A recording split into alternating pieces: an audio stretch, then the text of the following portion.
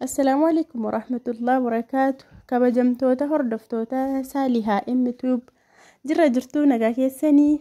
الحمد لله ننجاد سينس بك جرتنو ندت ربي نجاسين هاتاسيسو إجا تربيتك في يوتيوبي رتي فيديو متنسيني إن شاء الله دمو من لما مقالة جمّة راسني في كبديد في إنجرا إن شاء الله من بايين نبرجرا فيديو ساكنني أبلودينغوني أنا موني برباد مقالة جمّة كيسا سربورا كيسا ندبسا إن شاء الله قتيتو باية تتني الرهدون كيساني قتيني أكا يروتي أما الرهدون كيسا يوتيوبي كان الرا كيسا نفتني نقافتو fakkeenyaaf mana tokko guyyaa lama sadii dura yoo maxxanseera ta'e guyyaa lama sadii booda turtanii ala sin nagaafattanu ala naqi mana sana deebi'ee gaafadhu manni sun baheera eessatti nama biyya keessaa bitate innaa jechuun namni biyya keessaa akkaataa biyyi itti jiru akkaataa yeroon itti jiru hin argaara isin immoo isa durii malee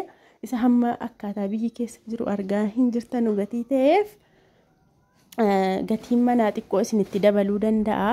Garuu mana qofa miti waa hunda dabalee birrii keenya gadi bu'ee baay'ee tokko hin beektanii doolaara biraan yeroo gadi qabamu birrii keenya irra kasee kanaaf kuma 100 meeqadha isin garuu danuu isin itti fakkaata kumni 100 meeqa yookiin miliyoonni tokko birrii isa duriitti ilaalinaa bakka kanaaf wama xiqqoof mana tokko barbaadanii bakka fixuu kaatanii fixanii waa hunda fixanii kaasanii gatii xiqqoo irratti wal diddanii dhiistu jechuudha amma manni sun ituma kun takka taa'ee dabalaa deema malee gadi isiniif hin bu'u laftis ta'e mannis innaa inshaallah gatii waan akkasii jechuun amma ta'e gatiin isin madaalu ta'uu qabaa garuu mana tokko bitachuuf niyyaa ta'uu qabaattanuu wama xiqqoof jettanii yaadan jijjiirina inshaallah xiqqoolee lifaatiin intinis haa madaalamu sillee jechuu barbaadeetanii innaa inshaallah manni isin argaa jirtanuu kana fakkaata dura dursee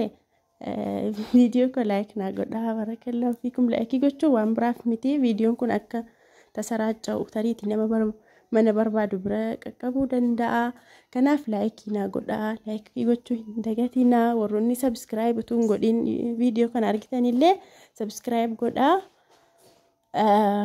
namanni isin argaa jirtan kun egaa kan hin argamu magaalaa Jimmaa keessatti safarri saasii safara yeroo Addis Ababaadha kara Jimmaa dhufnu harka mirgaarraa Kishaayirii jechuudha.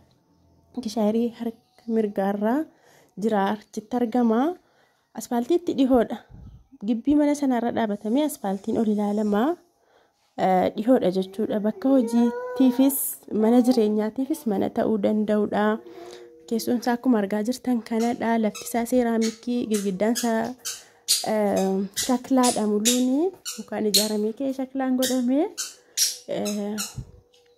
kornisiin jibsamii saaloonii kana bichaadha malee keessoon jibsamii hin galle ammallee ismaama keessoo karri manyitaa kiflii biraa jibsamiin hin galle girgiddaan isaa dukkana gatii ta'eefisillee viidiyoo isaan waraabne inshaallah manichi mana manooriyaaf ta'a akkuma isinitti hime bakka hojiitiif namaa mijaa'udha. Bakka hojii yeroon jedhu fakkeenyaaf manni kuni faarmaasiidha kireeffachuuf namni gaafatee ji'aan Itoophiyaa 15,000 kireeffamuudha ka'ee abbaan gurguruufan jedhee kan hafedha. Innaa faarmaasii wantoota garaagaraa bakka mana itti hojjechuu dandeenyu yookiin faarmaasii ofiifis itti banachuu kiliinikii addaa jechuudha. Yookiin kireessuus hin dandeenya mana jireenyaatiifis mana ta'uudha. Lafa bal'aa qaba kunoo kaaree 250 280 waan akkasiiti manichi garuu sana argitanyaa miti garuu 250 olii inshaallah namoonni mana kana bitachuu barbaadan itti dhiyaadha. Manni lammaffaan immoo isa kana kunoo isa olitti galaa jirru kana safarri mana kana rifta manni maami ifa maasii midhaan jeeqaa irratti namanichi kana fakkaataa safarri isaa Riifti Vaaliidha karaa yuunivarsiitii Ganjallee jechuudha ol garagala yuunivarsiitiitti achi ka'ee karaatu karaa kobilistoonii jira achi ka'ee asfaaltiidha jechuudha. Manuma muraasa fuuldura isaa jira achi ka'ee asfaaltiidha. Asfaaltiin isaa immoo yuunivarsiitii isa guddaa karaa sana safara sana jirudha. Safara baay'ee tokko bareedaa manooriyaaf kan mijaa'udha. Innaa lafichi kaareen isaa kaaree 200 kaaree 400 wayyuu rakkoon qabu 400 jennu abbaa bitachuu barbaadan itti dhiyaatanii maatii ergitanii ilaalchifachuu dandeessu.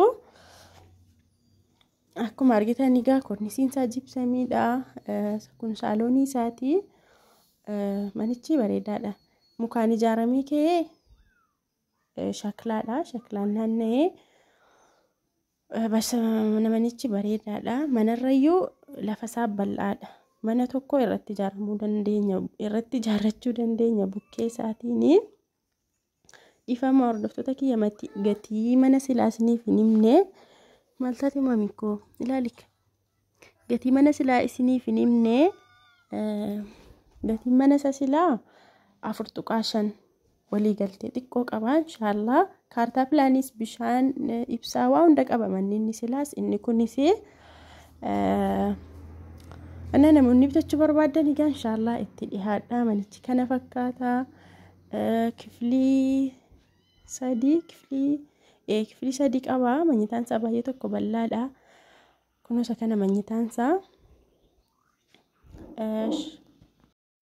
shaawar beetii fi shinti beetii of keessaa qaba. Gibbiin isaa bal'aadha. Gaasinitti meeraa gibbiin isaa kaaree 400 wa'ii.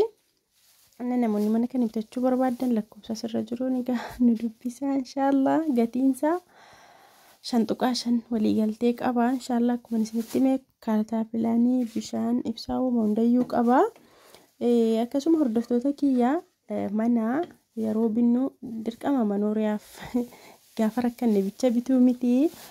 Fakkeenyaaf maallaqa qabna taanaan maallaqni sun baankii taa'urra amma alhamdulillah teknooloojiin babal'atee jira.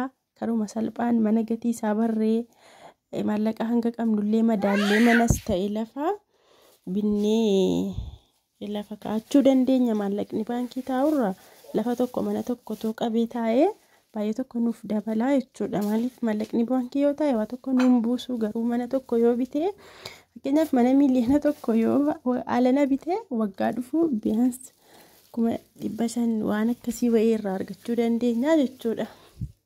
Waa tokko iyyuu haraama miti wanti akkasii.